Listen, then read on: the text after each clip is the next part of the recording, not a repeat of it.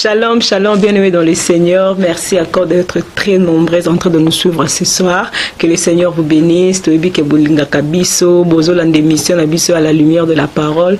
Au étant bosamakana mosala nzambe, pasteur Willy Itela de Manchester. Yango lelo to il suko continuer la sujet na biso to bandaki, nous ne sommes pas encore sauvés parce que ils ont la question belé bananza bazotinda. Yango tozo linga ko ba kaka na sujet oyo pona ko répondre à la question na bino lelo tozali awa na pasteur JR ndenge tozala ki la fois passée tozo continuer na même sujet yango nazo koyamba mosali na nzambe pasteur Willy Itela. Bonjour pasteur. Bonjour maman Willy.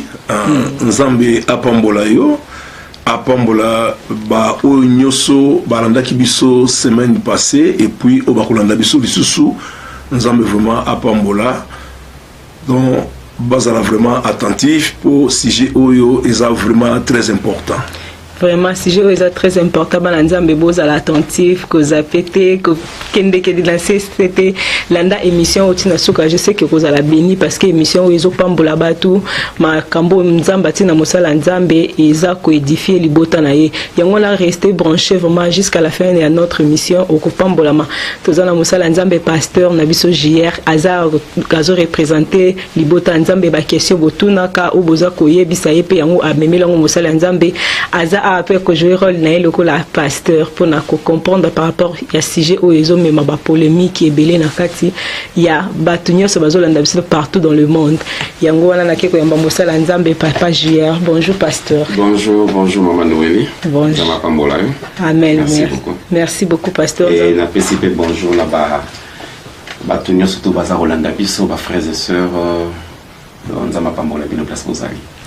Vraiment nzamba pambola bino nyonso bisika boza papa Willy toza ko continuer lisusu na sujet oyo toyebi ke tozo ki ba question ebele bato babenga ki yo babenga ki pe biso babenga ki pe pasteur JR pasteur Honoré pour na par rapport ya sujet oyo yango temi toyeba pourquoi tozo ko bakaka na sujet oyo kolobela yango nous ne sommes pas encore sauvés.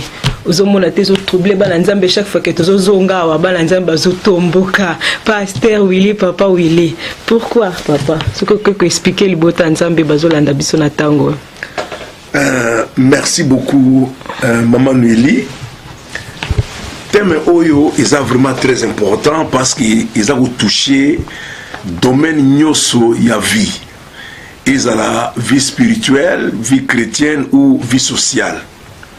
Alors, tu pamboli mingi, nzambe vraiment azalokumu parce que la fois passée, ils ont bandeko belé ou vraiment bazala qui édifié, bazala qui vraiment édifié ou bazala qui na kati ya ignorance ou bazala na kati ya confusion. Mais ebele vraiment en tout cas babenga ki pour na encourager et ba mususu babenga ki pour pesa mo ba suggestion et musupe a tout la ki mo ba question. Donc tout le monde qui est vraiment lipamboli pour ba o ba comprendre yango baza ki la difficulté et on comprendre au départ mais ba ko comprendre yango sikoyo. Mais tout ça toujours qu'on continue parce que tout ça na tamoko très difficile. Alors yango oyo bande musu basenga ki vraiment que non tombe ce côté vraiment à la profondeur. Alors parce que la profondeur c'est la qualité de ce qui va au fond des choses au-delà des apparences. Alors Dieu a une autre perception que l'homme dit-on qui s'écoule. Donc l'homme est attiré de ce qui frappe aux yeux. Mais Dieu voit avec lucidité ce qu'il y a dans le cœur de l'homme. Nzambazo monake, lelo oyo, beaucoup des enfants de Dieu, tous en la kati ya perdition. Alors, yango oyo, aïba yiko révéler, teme oyo po eko kusunga biso mingi. Alors, na okena mona bozindo, na kumeka MP, yako loba boye, po chaîne oyo, la main de l'espoir, Nzambe a pesibiso, pouvoir, pesibiso autorité, à prophétiser. La qualité au ce moment nous avons moins surprise mais on a prophétisé pour la chaîne Oyo. Donc chaîne Oyo la main de l'espoir et la chaîne il y a réhabilitation. Amen. Alléluia. Donc il y a réhabilitation. Alors naï na ko se justifier mais na ko défendre le ministère nangai pour à cause il y a thème Oyo ministère nangai zalaka moins un peu diabolisé détérioré. Alors, grâce à la chaîne, la main de l'espoir est réhabilité. Donc, ministère Nangaï. Donc, réhabiliter, c'est rendre à quelqu'un ses droits perdus et son estime publique. Alors, en tout cas, la chaîne Oyo, la main de l'espoir, bien aimé dans le Seigneur, même ceux qui témoignent na yo, ils allaient détériorer, même ceux qui témoignent na yo, baby sangote na niveau, mais yaka la chaîne, la main de l'espoir, tu seras réhabilité. Alors, nabandi kota la ndeko Paul. Paul a dit, mes frères, soyez mes imitateurs comme moi je le suis du Christ. Alors, Paul dans Sanhédrin, à cause de sa défense, il avait un roi qui s'élevait au milieu de la foule. Il dit, Saul, Saul, tu es fou toi, ton savoir te fait déraisonner. Paul a dit, non, excellent roi, je ne suis pas fou.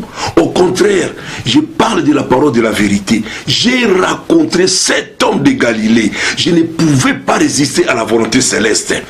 La raison pour laquelle nous avons toujours insisté dans le thème Oyo. Wow. Il faut changer de thème. Mais pourquoi continuer dans le caca? Parce que j'avais rencontré l'homme de Galilée. C'est lui qui m'a révélé ces thèmes.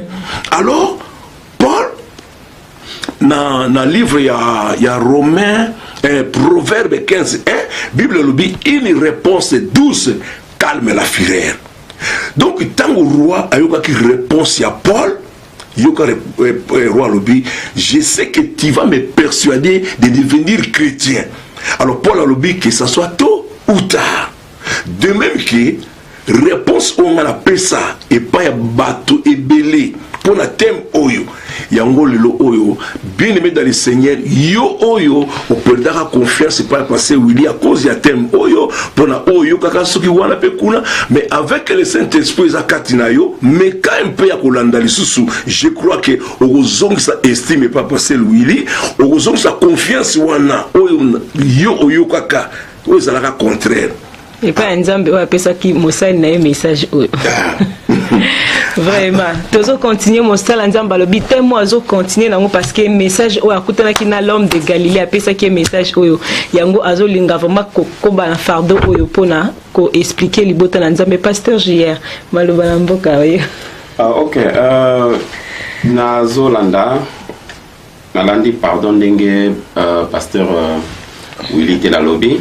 Bon, nazo répéter toujours ngai naza présentement là donc nazo représenter Nitinde Kwaza nangambo kuna ya caméra azo poser ma question pour moi éclaircissement.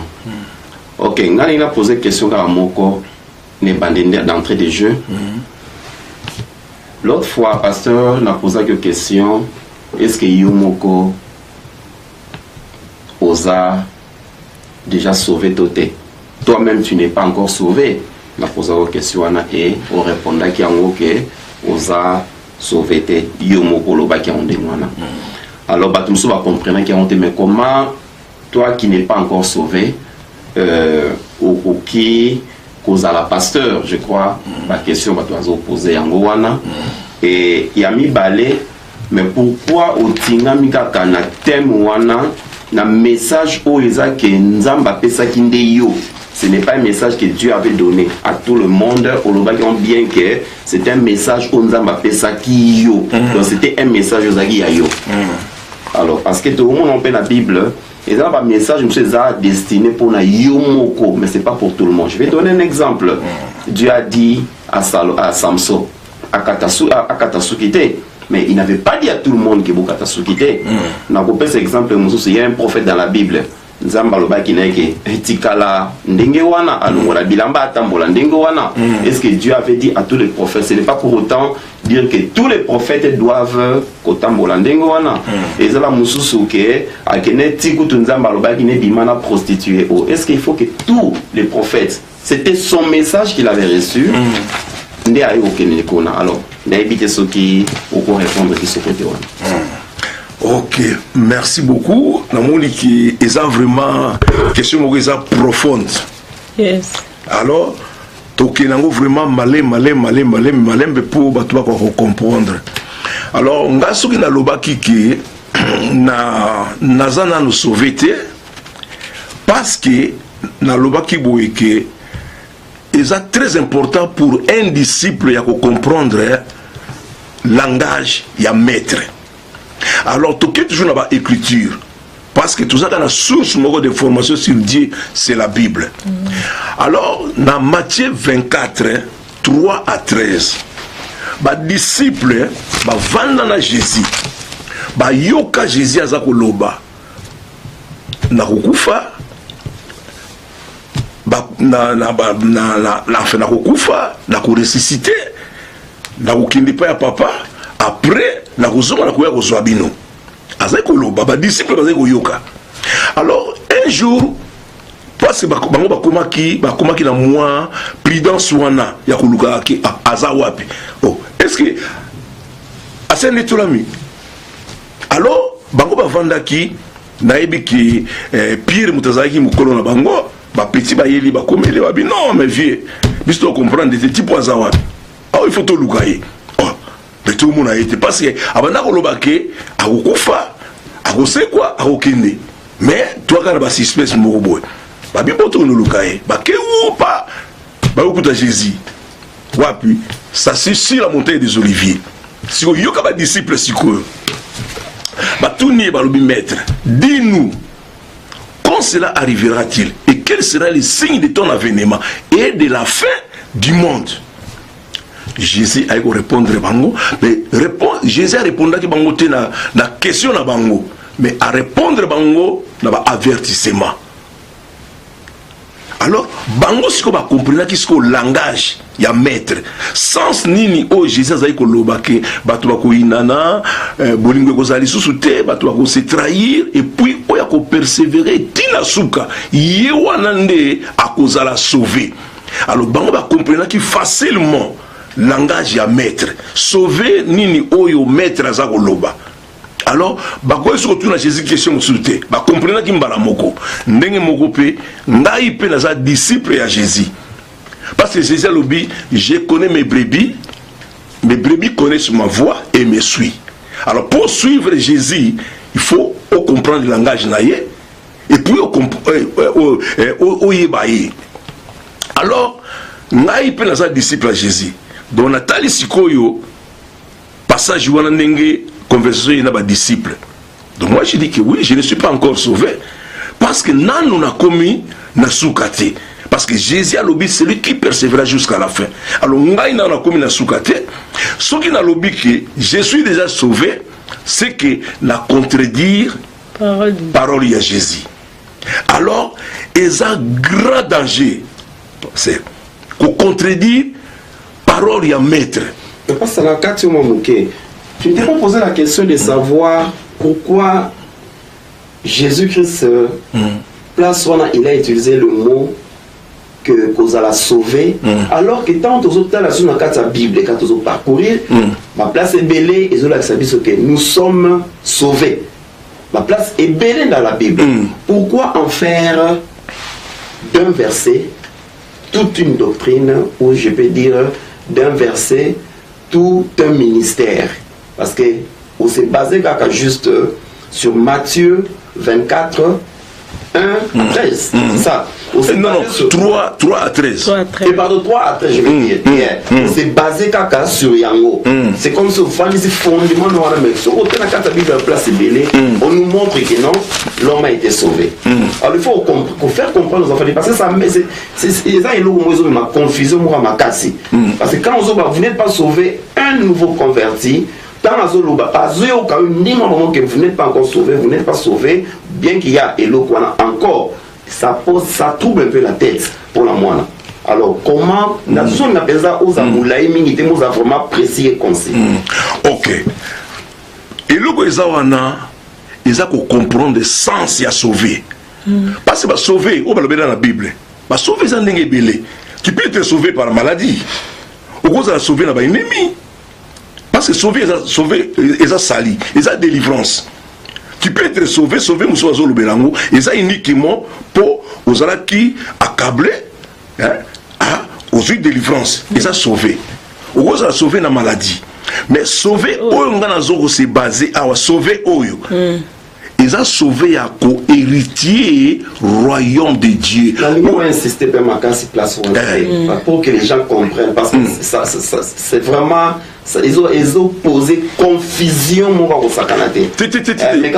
Et ça la confusion, parce que Moni Moutou alingara kokota à la profondeur. Moutou alinga toujours que d'une façon superficielle. Parce que comment on a ce qu'on connaît dans thème oyo. Et c'est difficile pour que Batouba se basé dans thème oyo, dans Matthieu 24, 3 à 13. D'abord, dans thème la destruction de Jérusalem et l'avènement du Fils de l'homme.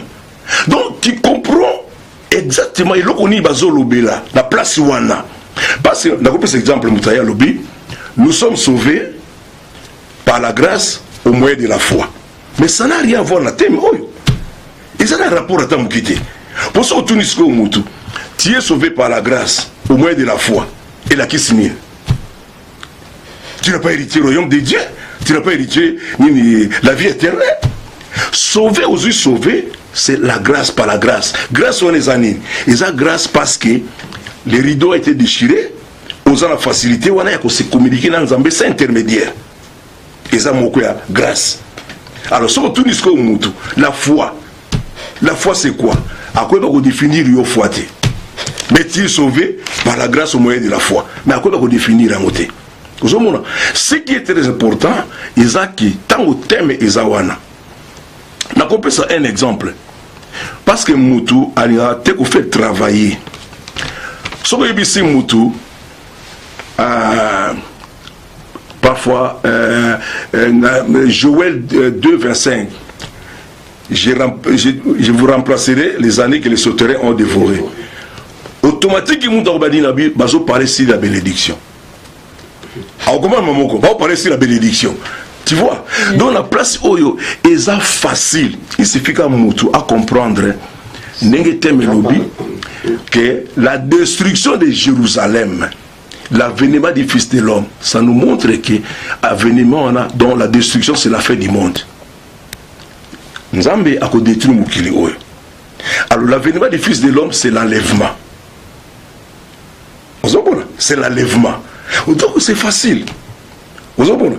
Donc Batou, Balongwana nous bima na Matthieu 24, 3 à 13. Ba comprendre le sens nini il a sauvé Oyo tozo lobela. Parce que pourquoi n'avoir pas tout simplement pour aider bébé spirituel on a Oyo Mongoli Motema Lelo à comprendre que le fait d'accepter Jésus-Christ, dans le fait d'y couper ça déjà viné par Christ, ça sauvé. Pourquoi ne pas juste pour faciliter ton message, peut-être parce que Dieu t'a donné après ce message. Pourquoi ne pas peut-être garder le message, mais peut-être c'est le thème des opposés, moi problème, moi moukier. Pourquoi n'avoir pas peut-être pour changer de thème, mais regarder le message, c'est pendant le message de vous expliquer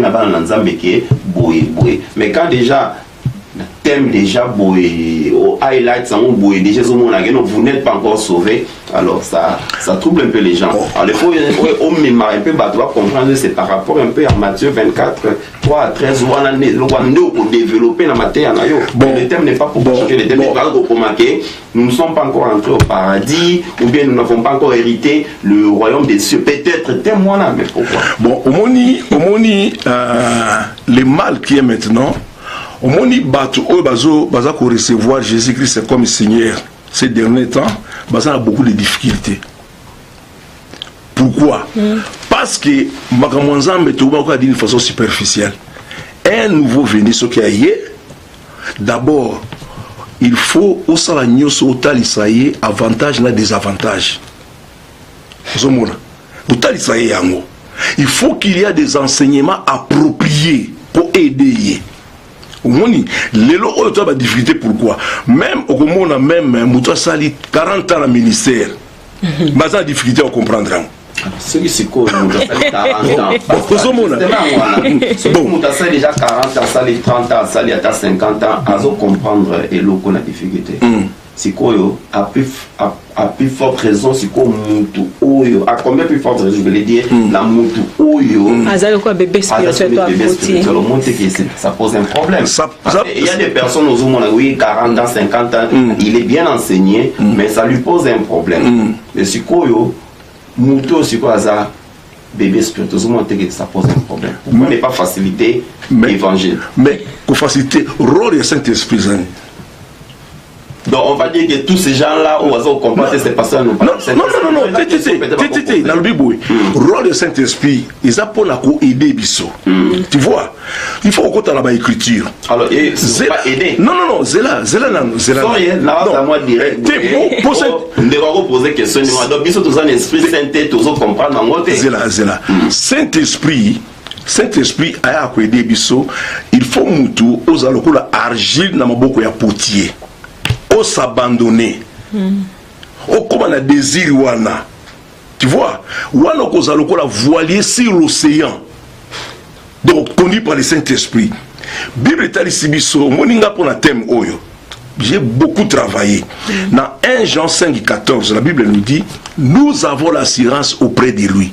Si nous demandons quelque chose selon sa volonté, nous croyons qu'il nous écoute. Et s'il nous écoute, nous possédons la chose que nous lui avons demandé, quelle que soit. Donc rien n'est impossible à Dieu. Tu vois? Pourquoi? Au moment où thème oyo aider bato mingi pour l'année. Bato ba comme on a préoccupation. Au moment où la Bible sur la Matthieu 6:33, je crois. Que chercher premièrement le monde du ciel. C'est ça. Donc il faut que ça règne en Zambie ta préoccupation première. Mais les lots, pourquoi? Parce que les gens sont beaucoup plongés dans la distraction. Vous savez, thème est facile, ils ont aidé Batouti. Ils ont risqué. Ils ont mis la perdition. Il faut qu'il y ait des choses pour Moutou à Vanda. Donc à côté à la profondeur. Vous savez, aujourd'hui, l'homme est péri. Lelo, ne mutazagawana, mutaza péri. Soka ibisi mutu, tu es déjà sauvé. Et fort n'y a pas et si li, toujours mon amour lelo oyo. Mais yebisa mutu ki, osana nous sauver te, mutu ansanine. Oh, nasa nous sauver te. Il faut ça là effort pour nous sauver. Pasteur, tu vois, on va poser sous question. On va répéter que nous avons posé question non pas en tant que pasteur, je suis là en tant que mouton. Non, quelqu'un a voté les mêmes sous-sous. Ozo bala mouton non, osana nous sauver, osana roi neti, nous sommes battus, ozo remettre en cause l'œuvre de la foi, et pardon de la croix. On a eu harmonie et pendengwana, parce que oyebisa mouton. Non, mieux vaut comprendre que non, c'est pas ça. N'invitez. Bon, au moni maman, au moni pourquoi thème oyo n'a toujours qu'on continue là en haut. Au mona pourquoi? Parce que conviction, dans la conviction. Comment expliquer les lots au boy? N'a pas coutana nango un jour, hein? Donc tout ça qui là ma collègue. Pas serviteur de Dieu, tout ça, on débattre sur le thème. Mais il avait un frère, Azarakiwana, à ce qui permission. Il n'a beaucoup permettre. Ah, oh, mais thème, mais c'est facile à comprendre. Vous avez c'est facile à comprendre. Vous comprenez qu'il y a un pasteur Bazaïwana. Je dis la vérité. Donc il y a une illumination en Saint-Esprit, le pasteur Bazaïwana. Ah, c'est les Saki. Tu vois, parce que Moutassa est bignoso. Au monde, c'est difficile. Au monde, Nicodème. Nicodème a éveillé Jésus. Que dois-je faire pour être sauvé? Jésus dit, tu dois naître de nouveau. Oh, petit. Vieux le mais pourquoi? Parce que Nicodème, lui qui fut l'un des principaux enseignants en Israël, mais il ne comprenait pas le langage de Jésus. Vous savez là? Donc, une sœur, à une église, à un groupe de musique. Nzamba pambola sœur bisika azali. Tala yo kitem oyo ayi kozwa décision. Vina ye azako mina malamte. Azako bimana ba frère l'église. Tanga yo kitem oyo azwe décision. Abi non, il faut changer vinanga. À se convertir parce que azayi converti mais non transformé.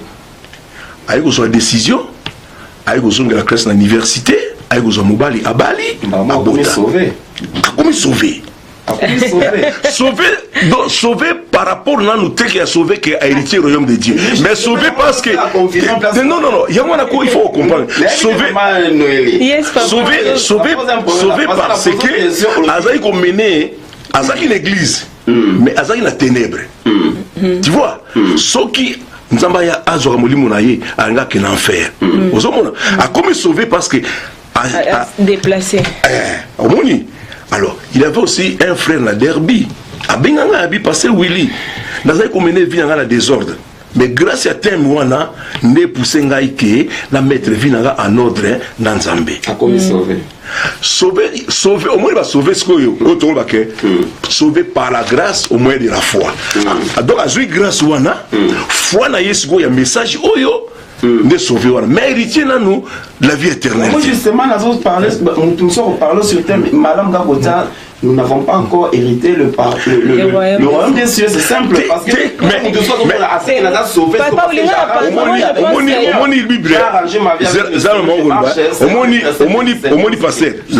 la Bible, c'est un tout. Mutualingi teme oyo. La Bible, livre à 2 Timothée, chapitre 4, à partir du verset 2, il arrivera un temps où les gens ne voudront point écouter les véritables enseignements. Ils suivront leurs propres désirs et sont trop d'une foule de maîtres qui leur diront ce qu'ils aiment entendre. Yango oyo. Moi, la Bible, c'est un tout. Donc, vous allez dire ce qu'on t'aime oyo. Mais pas où les gens ont réflexion par rapport à tempo. À tous les bébés, à côté ici, à l'église. Vous avez bien ce cas lélo. Donc, qui t'aime, vous êtes quand même bien ce que attends la salle ma bé, grâce à Ali. T. Grâce à Ali. Attends la salle ma somme dans côté dans le pour la Yesu. Non, yango la maman. Parce que au monico, toi la tamboko très dangereux. Et la vie chrétienne, c'est une vie de risque. Au batoye baraté. C'est une vie de risque parce que nous sommes exposés au mal. Mutu alingi facilité. Mutu alingi teke. Soki lelo oyo boy tout à la boya maman. Et là on est côté liwa la mokil. C'est la désobéissance. Nzamba lobi boy. Josué 1, 8 à 9. Alors, ayez soin de répéter sans cesse la parole de la prophétie de ce livre. Médite-les jour et nuit, afin d'y obéir et d'appliquer tout ce qui est écrit. Car alors tu auras du succès, alors tu réussiras. Je t'ai donné cet ordre. Prends courage, tiens bon, ne crains rien, ne te laisse pas effrayer, car c'est moi l'Éternel ton Dieu, je serai avec toi jusqu'à la fin. Wan les ordre nzamba pesi et pas ya moto. Après si ordre wan. Mama tala nano. Corbeau animal impur. Corbeau a reçu ordre pour la nourrir. Il est dans le désert. Il avait obéi. Donc, dira la sécheresse, il est dans le désert, il fit nourrir providentiellement que des viandes et des pains que les corbeaux lui apportaient. Matin et soir. Donc, radio, télévision, parole de l'espoir. Number one. Nabolton. Wow. God so good. Amen. Corbeau. Chaque corbeau a reçu l'ordre. Poisson a reçu ordre. Il y a quoi valer. Jonas a vomir dans Ninive, à obéir. Vent, ni oreille, ni yeux. Il y a quoi se taire. Calme. Mabélé, matoïté, misoté, a eu ordre. Vomir Lazare. Lazare a ressuscité. T'as sigolo comme tu es sigolo. Satan, les plus têtus, maman, ennemi de Dieu, a reçu l'ordre de faire tout ce qu'il veut dans la vie de Job. Mais Satan a agi selon les limites imposées par Dieu. Mais l'homme que Dieu a créé, par son image, selon ses ressemblances, désobéit à Dieu. Tout n'a le loba, tout le oyo. Nani oya respecta ka le oyo, parole wana nzamba pesa biso ordre wana. Ya ko méditer parole de Dieu. Ozomona, tango bakeko délivrer bana ya Israël. Pharaon taliti albito augmenter on va travaux. Pour bazwa tenter même ya ko prier ya ko lukelo na Nzambe. Bakot na bis lelo oyo bo ndenge moko. Yango mo ba terme oyo eko ko aider ba to zonga na nzela na réflexion. Pourquoi ce thème me poser question? Jésus a dit, est-ce que de son retour il trouvera la foi sur la terre? Pourquoi Jésus a une question de wana? Mouta côté la réflexion. Parce que la réflexion, c'est le retour de la pensée sur elle-même. On vient d'examiner une situation. Pour l'analyser, on appelle ça thème. Wow. Vraiment, tu as continué fidèle téléspectateur, neka bozo landa biso bozo mona, toza live, soza na message ko continue dans mosala nzambaza wa ko répondre yo na ba question na bino nyonso bozo tuna tozo répondre na mosala nzambe ba question kaka o bino botunaka. Pasteur oyina lingaki ko na ba verset Bible na mutu vraiment. Wana isala. Omoni mama nzambe ko sera pesi yo mission. A pesa yo provision. Yes. Provision oyo nzamba pesa pour le thème oyo ils ont un chapitre ba verset biblique définition ba mot na ba verbe vraiment wande kamusanga papa wila ebine Bible na mutu ya wani faut muta kuma na point komona que tete message on est pas nzambe thème wana ils ont nzambe papa oui maman papa moko atuni kesa lobi message yango nzamba pesa kindeyo pona nini yango en généraliser yango batu nyonso na message oyo voilà ils ont question moko ya bien omoni tango nzambe apesi ngai thème apesi un message ezaki ya ngai moko ozomona ezaki ya ngai moko sikoyo nakotaki sikoyo na monde ya réflexion. Dans la côte dans le monde de réflexion, Deutéronome 29-29. C'est la révélation la plus sûre. Ils ont totalement tatouage qui nous donne tatouer pour na solo masolo na moi na butu na lali na loti yango na bien nzamba lobelinga bitan suma kanisi mais nzamba sala ndenge na ye ou bien vitoté ndazaki intuition. Alors, intuition est une forme de connaissance immédiate qui ne recourt pas au raisonnement. Alors, tant qu'on a côté dans le monde, il y a réflexion, il y a un monde de méditation. Parce que méditation, c'est un acte de piété qui consiste à réfléchir attentivement à des mystères et des vérités spirituelles. Elle est accompagnée de prières et engendre des changements de conduite dans la vie de celui qui médite. À partir de la méditation, il y a un monde de prière. Dans le monde de la prière, parce que la prière c'est une demande. Demande, c'est faire connaître à quelqu'un ce qu'on désire obtenir de lui. Demande, c'est la communication d'un enfant de Dieu avec son Père. La bande qu'on a révélation. Alors, révélation, c'est une connaissance accordée par Dieu sur lui-même, sur sa pensée et sur ses intentions. La bande qu'on doit comprendre ce qu'on pense en Zambé, intention en Zambé. Alors, on a juste discernement. Tant qu'on a juste discernement, parce que le discernement, c'est capacité de juger sainement et clairement. Donc, j'ai compris que et ça le coup la fardeau moko bonzamba épousé par Nangasiko. Alors naïkota la siko qu'est-ce qu'un berger? Un berger, c'est une personne chargée de conduire un troupeau vers un pâturage et de veiller à la sécurité des moutons et des chèvres qui lui sont confiés. Wana sikoyo ezaka ngai. Mais nazokota sur le monde. Alors, naïkota la sikoyo, naïkozwa sikoyo, wana ikoma ki mususu mona so na lali, nzamba pesi ngai verset ou bien chapitre. Mais jusqu'ici ça un message na yo. Yanga moko. Sikoyo na koti na jusqu'oyo na Hébreux 13:1-3. Bible lobi, persévérez dans l'amour fraternel. N'oubliez pas l'hospitalité, car beaucoup ayant exercé ont logé les anges sans le savoir. Souvenez-vous aux prisonniers comme étant vous étiez aussi prisonniers. Oh, n'a pas dit qu'on médite. Situation où on a zanango, et puis tu vois, ils appellent à battre nous sous, oh, ils sont dans la même situation. Alors, nous avons se souvenir des prisonniers. Qui sont les prisonniers? Prisonniers, baza battu, oyo, sata akangabango. Prison satanique. Moutakoza la maman a la bonne santé, a la carte église, mais a la carte prison satanique. Alors, mais tu peux n'importe quel autre message qui déjà pasteur, mais aux messages nous avons ici aux gens nous sauver. à l'époque aux qui message depuis 2006 aux qui déjà mosala nzambe aux autres travaillent dans cette église mais nzambe eko ebisa na motema na yo apesi au message que uzana nous sauver te sikoyo mona batu msusu peza na kati église mais azana sauver te sauver sikoyo moni lokola neti ngai bon nazala nga parfaite mais moi j'ai compris que sauver parce que hérité royaume de Dieu. D'où la situation la kutana kinango na koki au sala et lokomoko boité pour na perdre sikoyo sali o nazarango. Ozomona ndé sauvé on a sikoyo parce que na hérité de royaume de Dieu. Parce que na ko ko bakenini je suis sauvé par la grâce au moyen de la foi. La situation la kutana kinango na sala oyo na linga na sala boy na osanini. Le coup là, sauvé on a zaki nango que je suis sauvé par la grâce au moyen de la foi et ça que grâce au nzamba tali singa que Willy nano au héritier royaume de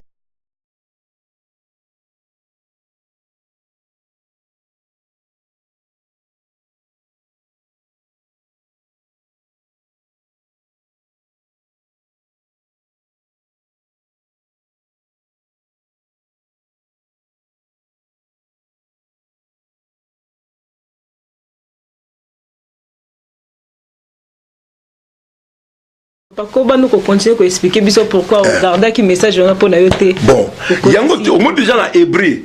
Eh babi souvenez-vous aux prisonniers. La bandi ko méditer sikoyo ya hébreu oyo. Nzamba lobi nanga lisusu na Proverbe 19 17 lobi celui qui a pitié des malheureux prête à l'Éternel. Qui sont les malheureux? Les malheureux, ce n'est pas au cas malheureux spirituel. Au bazangi bilamba, bazangi mbongo, bazangi bilokolia. Non. Les malheureux, c'est ceux qui ne connaissent pas Jésus-Christ. Ceux qui n'ont pas reçu Jésus-Christ. Les malheureux aussi, ceux qui sont dans des églises, bazana kataba église, mais ils ne marchent pas selon la volonté de Dieu. Au moment, par exemple, dans le livre à Philippiens 3, 17 à 19, l'apôtre Paul a lobby, mes frères, soyez fermes et innombrables dans le Seigneur. Portez les regards pour ceux qui marchent selon le modèle que vous avez à nous. Car il y a plusieurs qui marchent en ennemi de la croix du Christ. Je vous en ai souvent parlé et maintenant je parle encore. Je parle encore en pleurant. Leur fait c'est la perdition. Voilà, il va pas y être.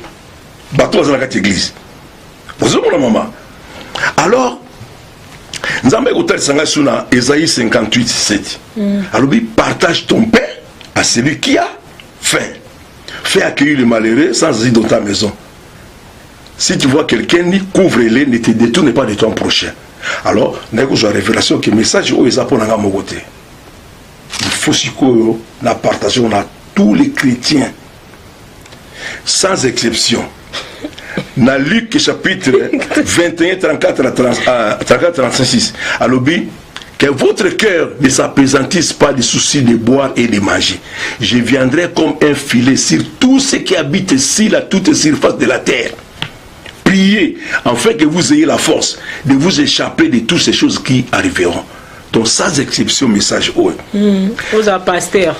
Aux pasteur, aux bishop, aux docteur, aux évangélistes, prophètes, bisogno surtout. Ça que nous héritiers royaume de Siété.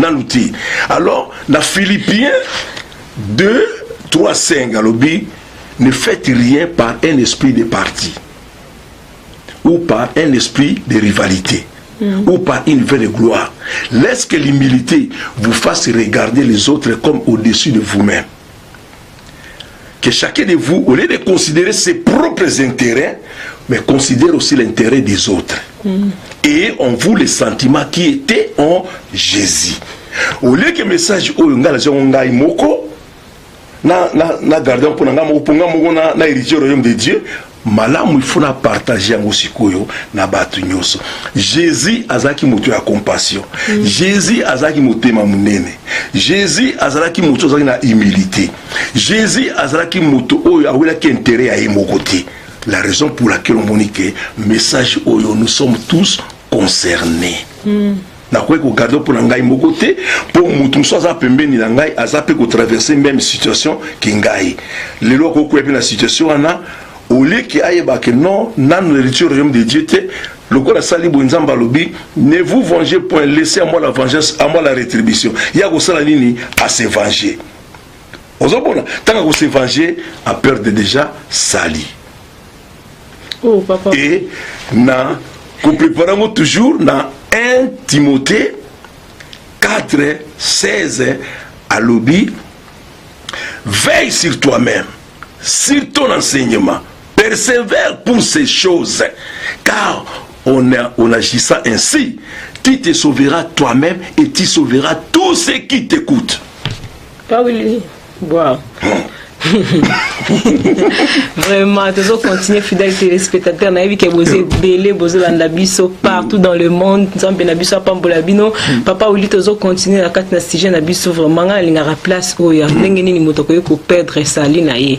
Ils appellent na bazo tout na question on a papa ou côté la en profondeur expliquer biso comment est-ce que na ko perdre sali na ngai. Et ça par rapport à comportement là par rapport à n'engeni on na ko perdre sali na ngai tant que na yamba déjà yesu masia gloire à Dieu. Écriture Bible lobi na biso na livre ya Philippiens 2:12 balobi prépare ton salut avec crainte et tremblement. Cela veut dire il faut fructifier sali na yo. Donc il faut produire yango. Cela veut dire que il faut mener une vie digne de l'évangile. Mener une vie digne de l'évangile. Aujourd'hui sali. Alors il faut marcher selon volonté en Zambé. Alors le connaît quoi aider. Nzamba lobi nini la Colossiens 3:16 alobi que la parole de Dieu habite en vous dans toute sa richesse. Parce que tant que Nzamba vandi katina yo situation nyoso kokutana na ngo mama. Tu vas te souvenir que qui est-ce que la parole de Dieu me dit. Pour tous en cas de pèlerinage. Pèlerinage, c'est un voyage vers un lieu sacré pour rendre hommage à un grand roi. Si vous avez un ambassadeur, attendez la mission toujours à ange. Auquel dans Exode 20, à partir de 23, alors voici, j'envoie un ange pour te protéger sur le chemin, pour te faire arriver au lieu que j'ai préparé. Écoute sa voix, ne lui résiste point car il ne supporte pas vos péchés. Si tu écoutes sa voix, si tu fais tout ce que je te demanderai, tes ennemis seront mes ennemis. Tes adversaires seront mes adversaires. Donc il faut marcher selon Malobana Zambé. Il y a un moment qui David, dans Psaume 24, 27, 4. Alors, je te demande une chose ardemment, ne me le refuse pas, c'est d'habiter dans la maison de l'Éternel jusqu'à la fin de mes jours. Enfin, quand tout ira mal, l'Éternel interviendra. Donc, il faut oser la communion dans Zambé pour okoka réussir. Et puis, méditer parole de Dieu. Parce qu'il récite. Ils ont la méditation dans Zambé. Vous avez pour peur de salité.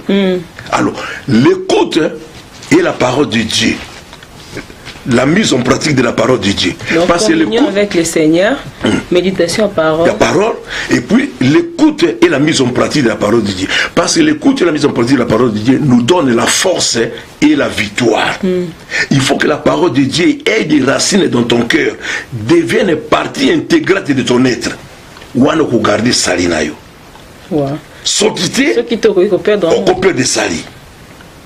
Alors, batusiko yo tozala mingi na ignorance. Oh non, on peut perdre de la vie éternelle. Oh, on peut perdre de salité. Oh, on peut perdre de Saint-Esprit. On peut perdre de la vie éternelle. Dans 1 Jean 3,15. Bible bénie. Celui qui haït son frère, c'est un métrier. Et vous savez que les métriers n'ont pas la vie éternelle, demeurant en lui. Pourquoi perdre la vie éternelle? David, je crois, psaume 50, ne me retire pas ton Esprit Saint. Bah, toi, que ça, Saint-Esprit, c'est dans le Nouveau Testament. Non, Saint-Esprit, c'est déjà dans l'Ancien Testament. David, alors, qui ne me retire pas. David est selon le cœur de Dieu. Alors, ne me retire pas ton esprit, le Saint-Esprit. Donc, on peut perdre le Saint-Esprit, on peut perdre la vie éternelle, on peut perdre les salis. On peut perdre le Saint-Esprit. On peut perdre le Saint-Esprit. Mama. Ils ont sunga. Ils ont okoki ko attristé mais okoki ko pas. Bon, tout peut ça exemple boya. 2 Pierre chapitre 2 verset 20 à 22. Si après s'être retirés de suivre le monde par la connaissance de notre Seigneur Jésus-Christ, ils y engagent de nouveau et sont vaincus, leur deuxième condition est plus pure que la première. Valait mieux pour eux de ne point avoir connu la voie de la justice que de l'avoir connu et se détourner du saint commandement qu'il leur a donné. Il leur est arrivé un proverbe qui dit vrai, le chien est retourné à ce qu'il avait vomi. Aux autres qui Saint-Esprit, avec des connaissances. Si on appelle ça, maman. Na zongeli skoyo kindumba na kesko na hotel na ko sa débauche na hotel tant on a za ko sepela Saint-Esprit na za katanga zo sepela ou bien ça kati nanga bon pasteur JR tant on a sur na ko sa débauche Saint-Esprit zo sepela poza nanga. Paul, je pense qu'à cause Azana Yoka Kame, Aza tristé. Mais non, tant qu'on a qu'il y a débauche, on a qu'il y a ténèbres. C'est ténèbres dans la lumière, il faut tout compter à la profondeur. Ténèbres dans la lumière, pour essayer mon engaï, essayer mon Saint-Esprit. Est-ce que ténèbres dans la lumière, il y a un moment qui m'a commencé à me dire il faut tout compter à la profondeur. Pasteur JR. Pasteur. D'accord. On a les assauts débat. Est-ce que quelqu'un peut perdre son salut? Bon, là, peut-être. Toya perdre salut naie, après perdre Saint-Esprit. En fait, il faut non le salut c'est quoi? Il ne suffit pas seulement de la définition, mais comprendre aussi la définition où il faut comprendre en gros qu'est-ce qu'on a voulu dire par là à la lumière des écritures de la parole. Mais c'est ça. So to na 2 Pierre 2 Pierre chapitre 2 on a ko parler. Moutoua comme la condition on a donc Satan a récupéré. Au moni l'homme de Bethsaïda. Dans une guérison. Jésus a dit prends ton lit, marche. Hein? À Kenegité. Mais plus tard, Jésus les racontera dans les temples. Jésus a dit ça qui est né. Alors, te voici maintenant guéri. Va, mais ne pêche point, de peur que quelque chose de pire t'arrive. Alors, si on t'a dit sur pire c'est quoi? Pire c'est plus mauvais, nuisible. Donc, Moutouana. Donc Satan a récupéré. Donc à comme il faut vivre sur la dépendance à Satan. Mais il ne peut pas garder le salut. Parce que salut en définition, dans la Bible, le salut c'est la délivrance. Il peut y apporter à une maladie vis-à-vis d'un ennemi et ça salut. Mais salut, donc salut, Oyo ekoye la biso dans ce qu'il a Hébreu chapitre 9 verset 28 balobi. Comme Jésus s'est offert une seule fois pour porter les péchés de plusieurs, apparaîtront la seconde fois sans péché à ceux qui l'attendent pour leur salut. Donc ça c'est le salut définitif. Au Christ à Kouya, il y a un salut définitif dans le temps de l'Ifmana. Vous savez, mais on a dit que salut, ce n'est pas la vie éternelle. Salut n'est pas salut, c'est la délivrance. Vous savez, salut, et ça délivrance. Problème que ça la mutation déjà délivrance un billet soazonge suna mukili za di ba maté ya bino ba pasteur boté ya kabiso to e cause la ndenge ni mutakoti déjà na vie chrétienne aba kesu kozongela su mukili wazala kindumba e ko témoigner na tiki na saliboy na zaki moyibi na zaki ko mabatu mutamabe mais lelo na billet sumasia akoti na kati église olie avanda mais mutu wana aumelité. Bon, le diable a récupéré. Tu peux balancer, mais tu as un message à côté. Un message à côté. Il y a un moment que maman, tant que tu commis, il faut que prêcher que tu comme percevoir Nzambé comme une personne stricte en matière de discipline. Pour Moutaza Péri. Si on t'a dit facilité, au tindi abeba. D'abord, le cœur de l'homme est lié au matériel. Attachement au bien matériel peut rendre le royaume de Dieu inaccessible. Donc, tous vont balancer. Parce que les oyo, sont allés bien. Net na biso le loba serviteur de Dieu. Ototé à Malbazam. Nana pekisa biso po toté à la crainte de Dieu. La désobéissance. L'amour envers Dieu, l'amour du prochain, la réconciliation. Nala pekisa biso. Mais toté à l'amour sous-souté. Maman yoso mona conférence, convention, séminaire, thème les péchés. Ezalakati. Maman. Ozomona. Alors biloko wana ezosala ke bato amona bakamla nzambe facilement. Oh, la vie en Jésus c'est pas une vie facile. Parce que la Bible dit dans 2 Timothée 3:12, tous ceux qui veulent vivre pieusement en Jésus seront toujours persécutés. Mutakoka persécution. Mutalinga persécution. Alors au moni Babila biso retour des esprits mauvais. Tant que motozui sali. Il faut au travail sali na yo. Sikoyo ce qu'on travaille sali na yo te. Et là on est goya. Ba esprit bosani. Ba kosonga ba lobitango ba yaka. Aye oli akota te. Atali ga habiter na ke kozwa. Ba bi set plus fort que ba yi bazongi. Au moins que condition mouton le commis plus. Zomona. D'un côté to balancer. Côté mo souper lelo oyo boye. Ezamo passer lelo po ba matea ndenge ya kala wana ezalaki teke muta yi l'église donc ayoki matia ezalaka susu te bongo mikaka lelo maman le baza matia ya kopambama oh mama po lelo omoni nayebi te moto moto na conception na ye ni mama nzambe mama ngai tant que berger na kati église nazomona ke oyo na oyo balobanaka te balobanaka te namona ke ndeko oyo ndenge azala na qualité na bonzambe nayebiseki nzambe kopambola yo jamais wana tindi na enfer te mpo nayebi ke tanga ozala béni esili yango tozomona lelo oyo bo la vie tolobe église universelle tolobe l'église locale te église universelle lelo oyo pourquoi lelo oyo makambo ya nzambe tala na mama nana pekisi biso toyebisa batu que Dieu c'est un fait dévorant. Kakao là en colère, riche en beauté, tout souka wa. Nana pekisa biso. Nana pekisa biso. Balobi, vous couriez bien. Qui vous a arrêté de vous empêcher d'obéir à la vérité? Cette influence ne vient pas de celui qui vous a appelé. Lelo oyoboy. Partout. Okupambolama, okupambola, eza nango mabete, bénédiction eza nango mabete.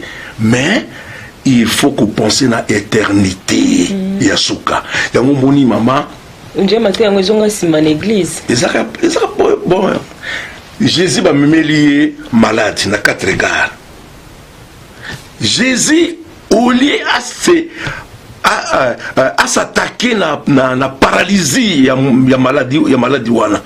Mais Jésus a se préoccupé d'abord il y a qu'on pardonner ba péché na pour rétablir relation na ina nzambe et guérison et après pour avoir ko bikisa mutu wana abiki na maladie mais ça sauvé te pour ça qu'il m'a sauvé. Il a fallu d'abord que à se préoccuper na ya ko rétablir relation na ina nzambe et guérison et yanasima.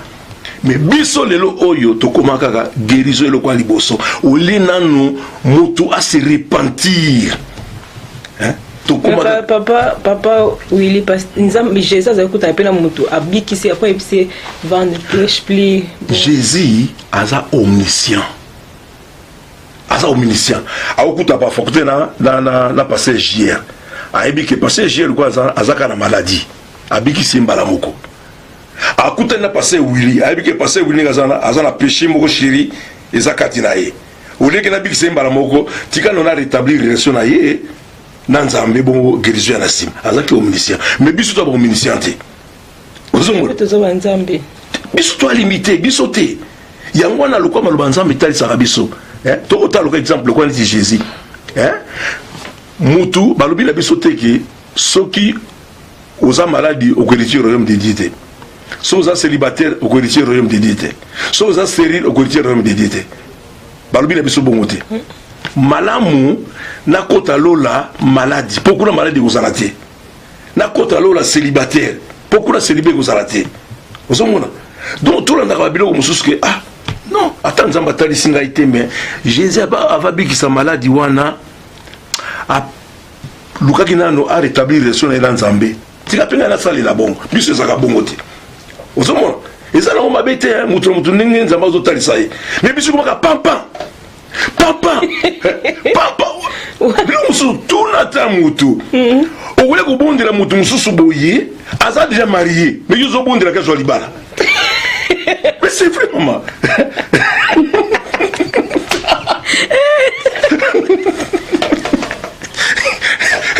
Il y a solo maman. Il y a moi là, tango to komi, tout que les mbangouté. Tout Irlandais, Batouba héritier, royaume de Dieu. Il y a des alliés de papa où il est. On nous appelle ça Nangwana. Nous appelle ça un ministère de correction. Pour correction, c'est très important. La proverbe 28 dit très allobi, celui qui se souvient de la correction prend le chemin de la vie. Puis surtout, Moutoza parfait à pour Bible lobby. Nazonga Mukengabo. Au moins, sauvé, sauvé, sauvé. Surtout, ni Moutou Sikoyo. Tu es sauvé par rapport à quoi? Le message est yo nous a sauvé par rapport à quoi? Réponse c'est ça. Ouais, bon par rapport. Bon, c'est cette réponse pas. Ah, il y a un moulaï. Tel comme tel ou pas? OK. Quand on parle de sauver, nous allons parler bon, là maintenant nous sommes un peu dans pour na maman muké. Bible nous a dit que Adam et Ève avaient péché. Et quand ils ont péché, ils sont mekota ki na mokili. Et lokwana etikalaki. Ce qui fait que mutunyo soto azali ko botama. Péché adamique wana ezaki collé na yo. Yango komona que biso nyonso nous étions destinés ya kokende kokufa. Nous étions destinés à mourir. Et tanga makindengwana.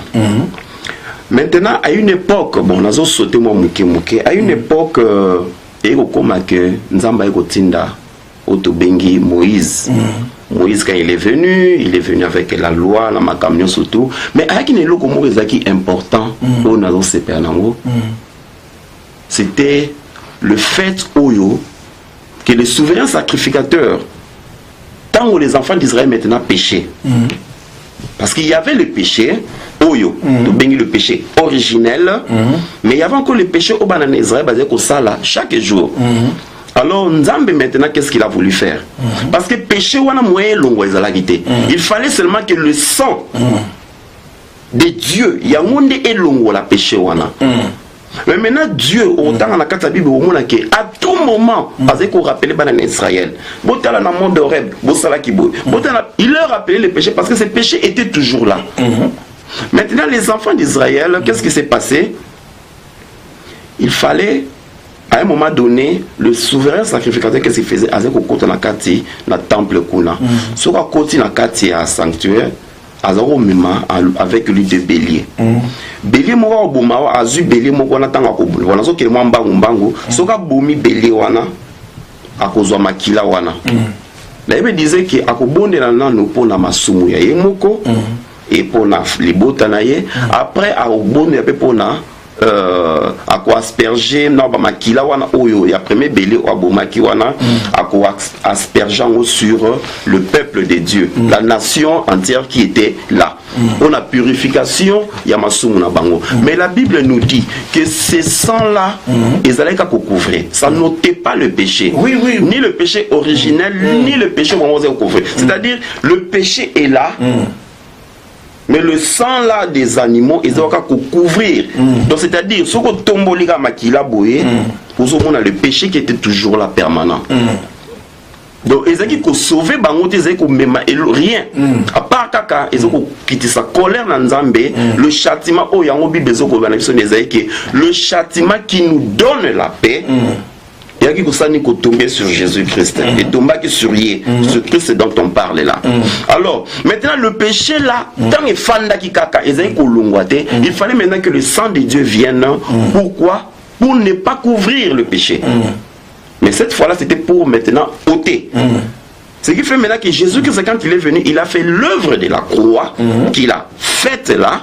Et comme ça, que l'homme maintenant, qui était destiné à mourir, qui était destiné à la perdition. Oui. Cet homme-là, le sang est venu maintenant ôter. Et le péché originel, et le péché aux Osala. Dieu maintenant a ôté maintenant. Désormais, quand nous péchons, ce n'est plus par rapport au péché originel, nous sommes appelés à mourir.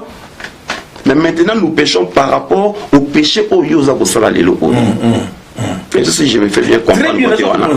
Donc nous péchons par rapport au péché Yosa Kosala Boué. Nul n'est besoin pour moi maintenant que quelqu'un vienne me rappeler Mbouma Oyo. Adam Alia Kiwana, parce que de ces péchés je suis déjà sauvé. Dieu m'a déjà sauvé de ça. Dieu m'a retiré. Dieu m'a donné et sa main il a tendu sa main. Il a dit dans Apocalypse 3:20 que voici je me tiens à la porte et je frappe. Celui qui écoutera ma voix, il ouvrira. Nakokota. Et pas naye, nakolia naye longo, makamno se doute. C'était Saluana, c'était pour l'humanité ou bien c'est individuel? Non, le salut, c'était pour l'humanité. Ouais. Mais maintenant, quitte à Moutou, Yemoko, individuellement. Parce qu'il a dit ceci. Parce qu'il a dit ceci dans Jean chapitre 12, pardon, chapitre 1, verset 12. Que à tous ceux qui l'ont reçu, il y a le pouvoir de devenir enfant de Dieu. C'est-à-dire, Moutuna Moutoutan Naza Koyamba, a ce pouvoir là, comme enfant. Yango Tolubite, Omoni Tolubiki, c'était sali pour l'humanité. Nengia Ezana Bissona, Colossiens 1:13. Il nous a arrachés dans le royaume des ténèbres, il nous a transportés dans le royaume des lumières de son Fils. Et quand on a Colossiens, on a 2:14, il a effacé l'acte dans les ordonnances pour nous condamner. Voilà ce que ça a qui pour tout le monde. Si on veut qu'on passe à ce qu'on conditions, on lui qui nini dans Jean 3:16. Car Dieu a aimé le mal. Il a donné son fils qui croit à lui. Quiconque, oui, on a parlé quiconque, oui. Quiconque croit à lui. Donc maintenant, il faut recevoir Jésus-Christ comme Seigneur et Sauveur pour être sauvé. Mais justement, il y a un cassé. Dans un sauvé, mais malin, côté. Tout ça, c'est un thème de haut. Il y a justement un moment, il faut insister chaque fois que quand on loba, il faut insister. Non, je suis comparativement à Matthieu 24, 3 à 13. L'homme n'est pas encore entré au paradis. C'est par rapport à Wana. Mais c'est parce que question est là qui, quand maintenant nous devons opposer sauvé, on est sauvé par rapport à quoi? Il y a un moment, on peut se répondre, mais j'ai pas encore fini. Par rapport à thème.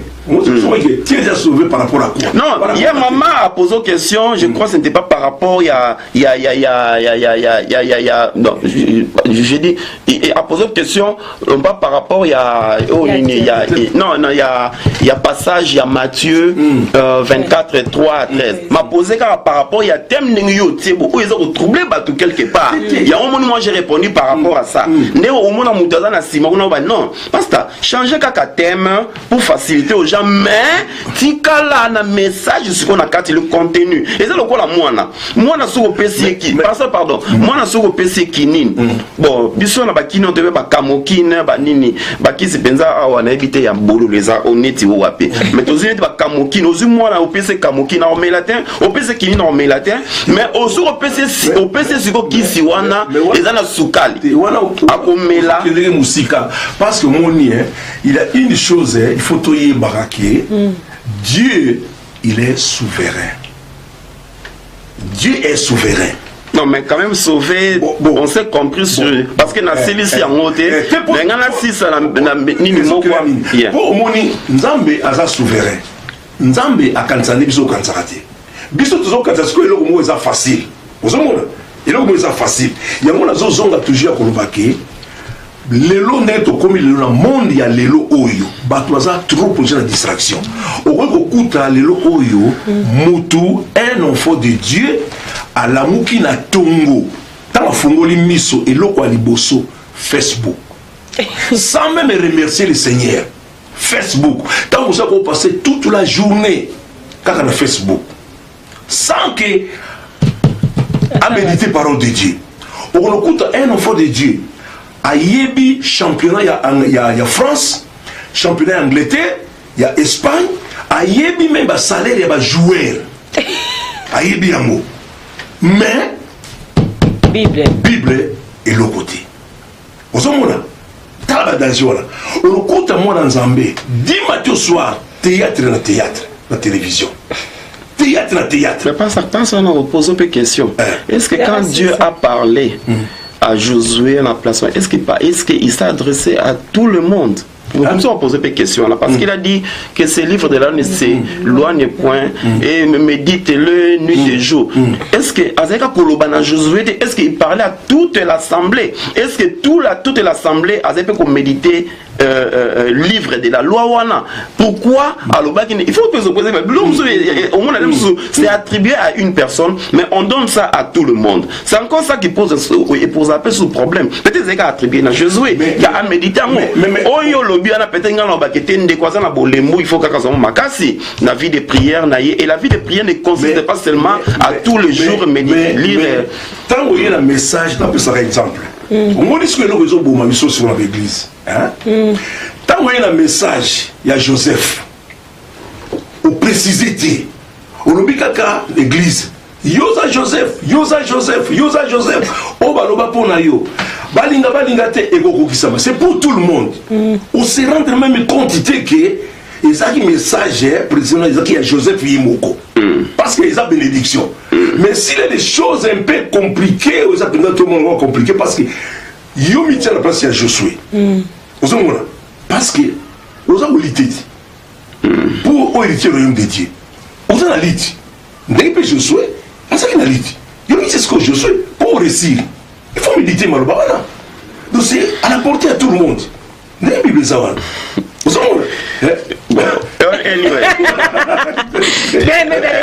Mais vraiment vers la fin de notre émission, tous autres continuer to comme vraiment na souka parce que télévision ils attendent et que sujet oh ils vont d'accord continuer.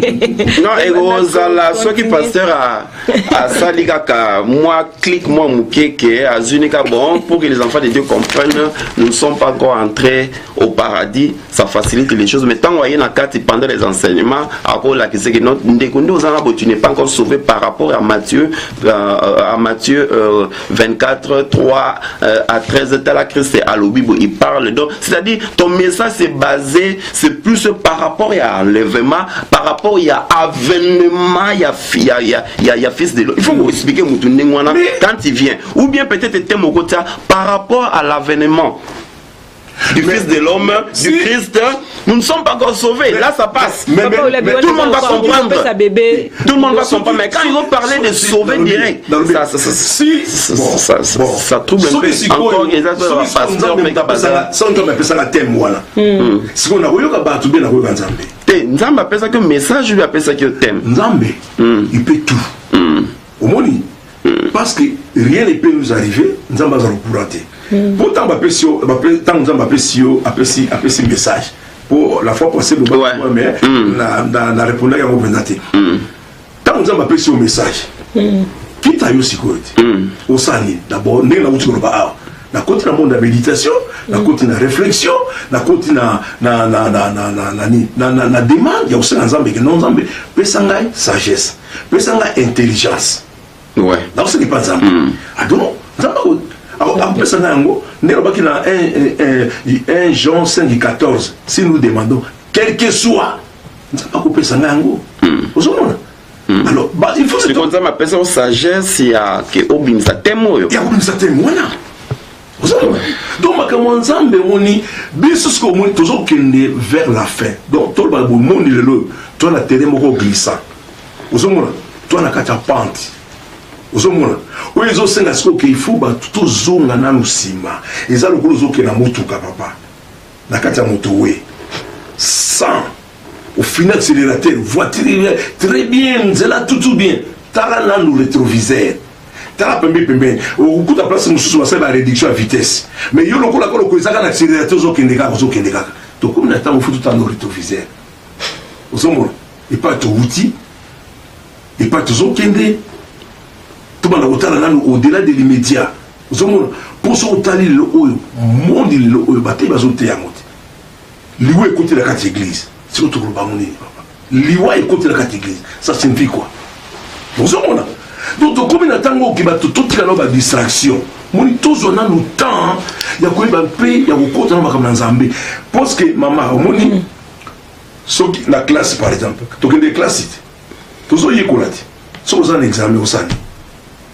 on s'est donné on s'est sacrifié mais le vous allez comprendre été les locaux boyé et ça ba mususu mutangira ça la cab ba ebi c'est il faut la géographie et secteur droit attends anglais zaki malamuté osani à cause c'est forcé anglais ayeba bato mususu biso to sala ibate c'est ya driving anglais ça nango mobulu ozotanga mais butu mumba ozolalati siko bitango to commune za batango oyo teme lokole bimi ozui tango ya ko méditer parce que méditation il faut ça un changement au comprendre makamso bana mona difficile mais biso pour nani to zaka à l'air au comment la mutu mutu ko bato mususu tu vas répéter oh comment tu peux dire que nous sommes pas sauvés donc azui tanté qui avant d'accord nous ne sommes pas sauvés par tes thèmes, nous ne sommes pas encore sauvés. Et c'est les symptômes qui indiquent la maladie.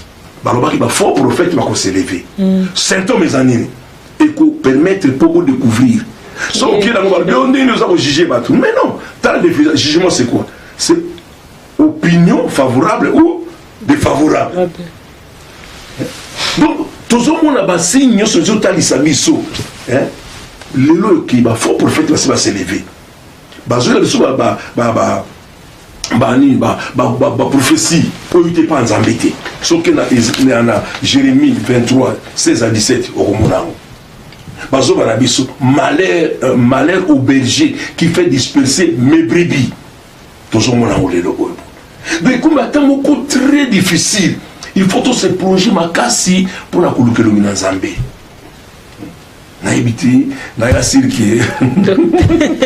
Vraiment to komi na suka émission na yebi ke balanza bebisika nyoso bolandi biso boza ya kopambola manzambe apambola no parce que bozo comprendre message o fardo o nzamba pesa ki mosel ne pasteur Willy Itela papa Gia tozo ke na suka sokoza na message o pour la conclure mission. OK. Merci beaucoup maman Noélie ngana olobakaka par rapport à Matthieu 24, 3 à 13, les enfants de Dieu doivent comprendre que dans notre côté lolaté, alors le fait que dans notre côté lolaté, il faut faire un effort. Ce n'est pas seulement recevoir Jésus-Christ comme Seigneur et Sauveur ou bien nommé, ils ont un belé pour et permettre au quota dans le royaume des cieux. Donc il y a beaucoup de choses à faire. Maintenant, nous surtout, c'est la grâce de Dieu où ils ont couvert mon tout, où ils ont salapé que au kokamakambuana. Nous avons un peu, il faut que nous ayons payé à la surio pour kokape makam surtout. Donc nous ne sommes pas encore entrés au paradis par rapport à Nianuana. Mais quant à thème que nous ne sommes pas peut-être encore sauvés bien, nous sommes sauvés. Les enfants de Dieu, thème les autres confusion parce que les les enfants de Dieu ont une autre conception par rapport au mot sauvé. Par rapport au mot sauvé, c'est un peu dans le sens où on a que je parle par rapport à l'œuvre de la croix. Oui, tout enfant de Dieu, nous sommes sauvés. Nous avons été, comment dit, retranchés de ces péchés-là, oyo, ezaki ko lié biso. Parce que Bible zo bana biso sokotali, je crois dans Matthieu, Hébreu 10, hein? Hébreu chapitre 10. Sorry, na otanga mwambango. Hébreu chapitre 10, verset 14. Sorry, naza moi mis ça, moi passe, mais na forcer na tanga. Car par une seule offrande, il a amené à la perfection pour toujours ceux qui sont sanctifiés.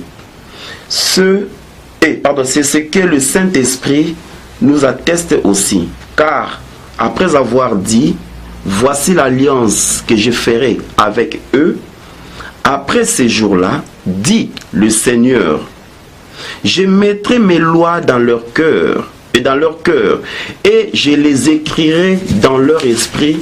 Il ajoute, et je ne me souviendrai plus de leurs péchés, ni de leurs iniquités. Or, là où il y a pardon des péchés,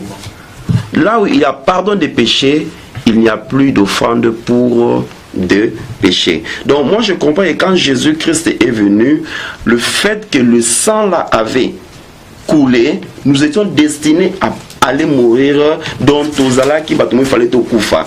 Mais Christ, quand il a donné une offrande une fois pour toutes, Nzambe amoni offrande ya makilawana, ce qui a fait que le péché n'a pas été couvert, mais le péché a été ôté, ce qui fait qu'il est sauvé biso de ne plus aller en enfer. Mais maintenant, par rapport à l'œuvre de la croix, nous sommes sauvés, mais par rapport maintenant à aller au paradis, les enfants de Dieu doivent fournir beaucoup d'efforts pour hériter le royaume des cieux. Il y a beaucoup de choses à faire. Nous ne sommes pas encore entrés au paradis. Non, tout comité, tout forcé. Tout coma, mais si quand même. Faire un effort de juste se relever et continuer. Ok. Nous avons pasteur JR, papa. Pasteur Willy, tout le monde, sorry papa, maman, tout le monde commet des erreurs, mais il faut faire un effort pour toujours au télémaco. Colère ne fandati la coucher à soleil. Mais tout le monde n'a pas. Pasteur JR, nous avons pas vraiment. Pour un message mais les botanzambe zaka tuza ko éclairer peuple de Dieu ya ko comprendre maloba nzambe kino mukolo o ya kozonga tokotana bokonzi na yango nde eza très important ko kozala no bénir awa opambola miozi bambongo ba mitukanyo solingi kasoki orate royaume ya nzambe ezali vraiment passe mingi yango basala nzambe baza pona ko encourager ya kokoba kaka na kati ya maloba nzambe pona ko hériter royaume de Dieu un jour. Alléluia. Nzamba pambola au pasteur papa Willy to comme na suka soza na message to communiquer pona ko conclure émission na biso. Merci mingi to pamboli bande ko nyoso balandi biso. Ya ko répéter toujours que thème na biso oyo to ba ko partager. Ils ont vraiment se basé na ou héritier la vie éternelle ou héritier le paradis. Donc mutu oyo andimeli Jésus-Christ est comme Seigneur et Sauveur baptisé, aza complètement sauvé. Ma péché là il a complètement pardonné. Amen. Mais et c'est limité wanati. Amen. Donc nous allons comme mutu côté ce qu'on a processus pour la kokende ko héritier sikoyo la vie éternelle. Yangwana bana na nzambe to sala effort wana ndenge Bible bina bisoki na je crois la Marc 16 qui fait du tout d'un somme disciples celui qui croira sera sauvé, mais celui qui ne croira pas sera condamné. Alors, ce qui totalement bien, verbe croire, dans le Nouveau Testament, particulièrement l'évangile de Jean, caractérise l'attitude de celui qui place toute sa confiance dans la personne de Jésus. Il laisse l'Esprit de Dieu transformer sa manière de penser et son comportement. Donc yangwanande et vous savez que tout ça là est fort wana parce que nous là ils ont molai. Alors le coup la conseil dans Hébreux 4 1 balobi craignons donc tandis que la promesse d'entrer dans son repos subsiste encore qu'aucun de vous ne paraisse être venu trop tard car la même bonne nouvelle qui nous a été annoncée aussi bien qu'ailleurs mais cette bonne nouvelle ne leur servit de rien parce qu'elle ne trouva pas de la foi. Yangwana ils ont le coup la hache de Noé atika qui porte ya hache 7 jours pour batubaya kokota mais batubaya kokota te jours c'est que nzambe akanga qui porte.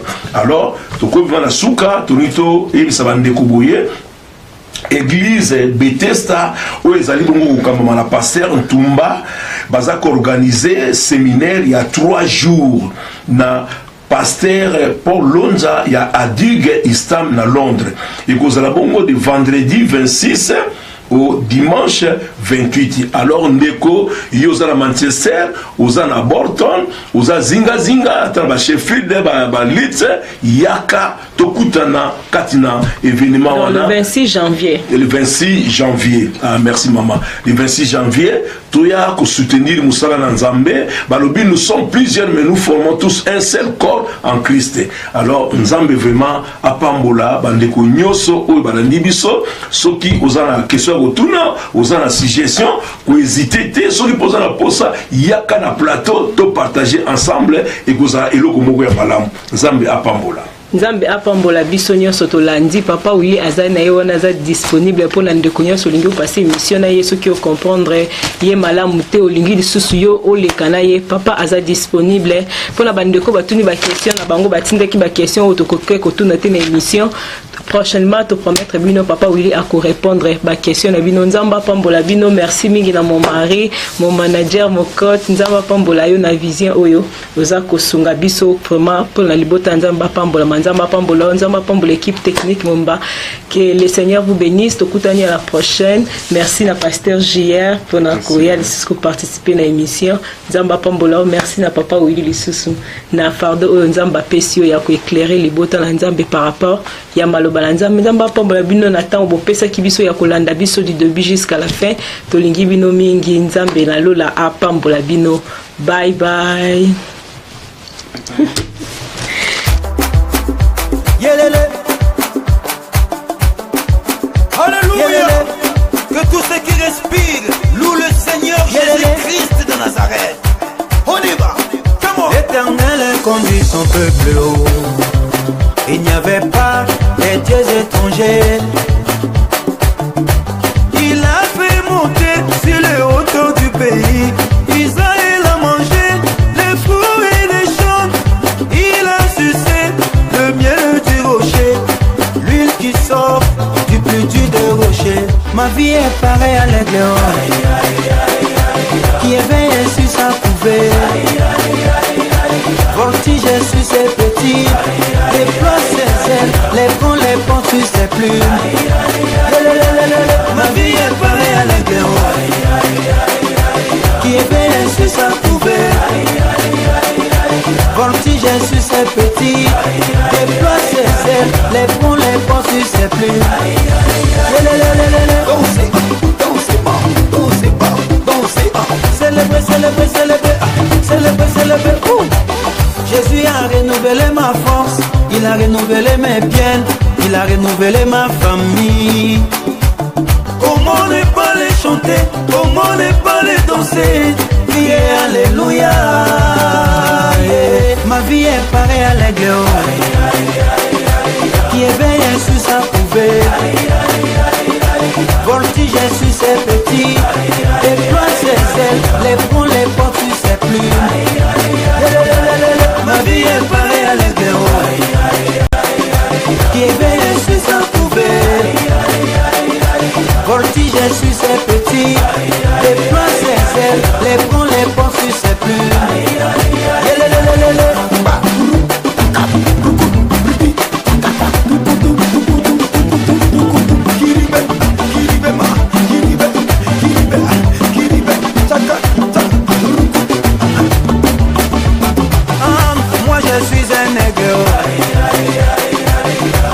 La taille de Goliath, j'ai les yeux microscopiques, télescopiques, ma vision va se réaliser.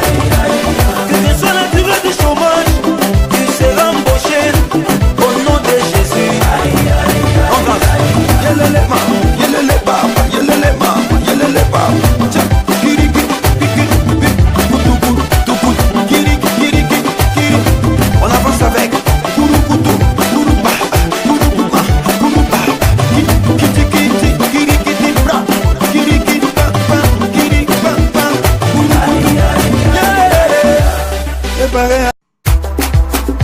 Yélélé. Alléluia. Yélélé. Que tous ceux qui respirent louent le Seigneur Jésus-Christ de Nazareth. On y va. Comment? L'Éternel conduit son peuple haut. Il n'y avait pas des dieux étrangers. Il a fait monter sur les hauteurs du pays. Israël a mangé les fruits des champs. Il a sucé le miel du rocher, l'huile qui sort du plus dur des rochers. Ma vie est pareille à l'aigle qui éveille sur sa couvée. Voltige sur ses petits, déploie ses ailes, les prend les pont sur ses plumes. Ma vie est pareille à l'aigle qui éveille sur sa couvée. Voltige sur ses petits, déploie ses ailes, les prend les pont sur ses plumes. Dansez, dansez pas, dansez pas, dansez pas. Célébrez, célébrez, célébrez, célébrez, célébrez. Jésus a renouvelé ma force, il a renouvelé mes biens, il a renouvelé ma famille. Comment ne pas les chanter, comment ne pas les danser, crier alléluia. Yeah. Ma vie est pareille à l'aigle qui éveille sur sa couvée. Voltige sur ses petits, déploie ses ailes, les prend les portes sur ses plumes. Ma vie est pareille à l'aigle qui éveille sur sa couvée. Voltige sur ses petits, déploie ses ailes, les prend les portes sur ses plumes.